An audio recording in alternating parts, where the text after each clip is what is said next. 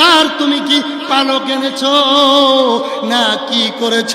চোখের পানি ছেড়ে ডাক দিয়ে বলে মুসা রে, যখন তুমি বলেছ বাচ্চা হবে না, আমি আলহামদুলিল্লাহ বলে চলে গেছি, কিন্তু নৌকাটা ভাসে, আমি যদিও চালাইতে পারি না, আল্লাহর সাথে যোগাযোগ আমার যদিও ভালো না, কিন্তু আমি হাল ছাড়ি নাই, ধরে রাখছিলাম আর বলছি মালিক তুমি যদি দিতে পারো তোমার কেউ বাধা দিবে না রে মালিক, তুমি একটু আমার বাচ্চা দাও, আমার সংসারটা বেদনাময়, আমার স্বামী আমারে দেখতে পারে না, মানুষ আমাকে বিভিন্ন বন্দা নারী বলে গালি দেয়, আমি কষ্ট পাই মালিক, হয়তো আমি কোনো অপরাধ করে ফেলেছি, অন্যায় করে ফেলেছি, আমার অন্তরের সাথে জুলুম করেছি রে মালিক, আমি গোপনে গোপনে তওবা করলাম, কেউ আমারে দেখে না,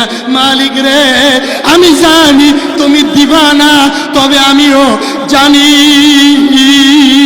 আমার মালিক আর রহমানির রহিম, আর রহমানির রহিম, আমার মালিক ইচ্ছা করলে আমার বাচ্চা দিতে পারে। মুনাজাত ধরলাম রে মালিক তুমি আমারে একটি মাত্র বাচ্চা দাও।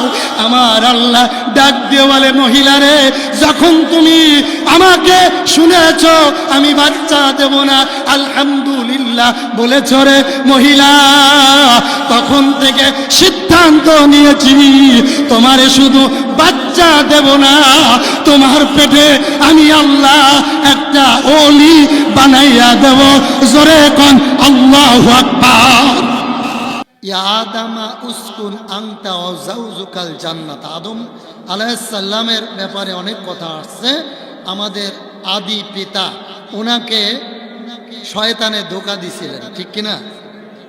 শয়তানে ধোঁকা দেয় কিছু কারণে, কমপক্ষে 3টি কারণ বেশি বেশি আসছে হাদিস শরীফে। শয়তানে ধোঁকা দেয় যখন মুমিন ইবাদত থেকে গাফিল হয়ে যায়, ঠিক কিনা? মানুষের ভিতরে অহংকার আসে, মানুষ যখন পাপী মানুষের সাথে চলাফেরা করে তখন মানুষকে শয়তানে গ্রাস করে। এখন আপনারা যেভাবে এই মাহফিলে বসছেন, আপনাদের কাছে জানতে চাই, এইভাবে তো কেউ ইরি খাতেও বসে না, বসেনি? ইরি খাত বোঝেননি? ধান খাত। আমার বাড়ি যশোর। এখন আপনারা যদি আমাকে মহব্বত করেন, শয়তানকে তাড়াইতে চান, তাহলে 1 মিনিটের আমল হলো, ভাই মাহফিল দিয়ে লাভ কি যদি আমল না করেন? আমরা হুজুররা বর্তমানে আমলের রস করি না, আমি ওহাবি, চুন্নি, খারেজি, আলিয়া, কওমিয়া, আওয়ামী লীগ, বিএনপি, খালেদা, আসিনা, এইভাবে আলোচনা করে 1 ঘন্টা করে কয় দেন 50,000 টাকা। লাভ আছে কোনো? আমি মনে করি যে হুজুরের টাকা দাবি করে নিব ওটা কুরবানির গরু ছাড়া কিচ্ছু না। কথা কয় না, কথা কয় না। এই জন্য আমি বলবো, আমি ওয়াজ করি, চেয়ারে যখন বসি মনে মনে ভাবি হক কথা বলবো, এরা যেন জীবনে আমারে দাওয়াত না দেয়। কথা কয় না, কারণ রিজিকের মালিক আমি হক কথা বলবো, এইখানে দাওয়াত হবে না কিন্তু আশেপাশে হবে। কয় তো অতএব আমিও কোনো কন্ট্যাক্ট করি নাই। হ্যাঁ, আমার একটা মাহফিল আছে সৈয়দপুর, বলছে হুজুর আপনার আগে আপনি কিছু টাকা পাঠাই দিই, আর নয় বিমানে আসবেন টিকিট দিই। আমি কইলাম আমি এত বড় হুজুর না, আমি আসবো, আলোচনা শোনার পরে আপনারা বসে কয়েকজন বলবেন আমি কয় টাকার হুজুর, এই টাকা দিবেন। কথা কয় না, কথা কয় না। তা আপনারা ঠিক বলতেছেন, কিন্তু প্রথম আমলটা এখনো হয় না। সবাই আসেন আমার কাছে, আসেন 1 মিনিটে সবাই আসেন।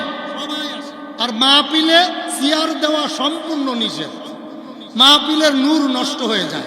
আমি জানি যারা চেয়ারে বসছেন ওরা মান্যগণ্য, আমার তো মান্যগণ্য এখনো কেউ নেই। আমি জানি আমার থেকে বড় বড় হুজুর বসে আছে, কিন্তু এখানে এই মুহূর্তে 1 ঘন্টায় আমি সকলের উস্তাদের আব্বা। কথা কয় না।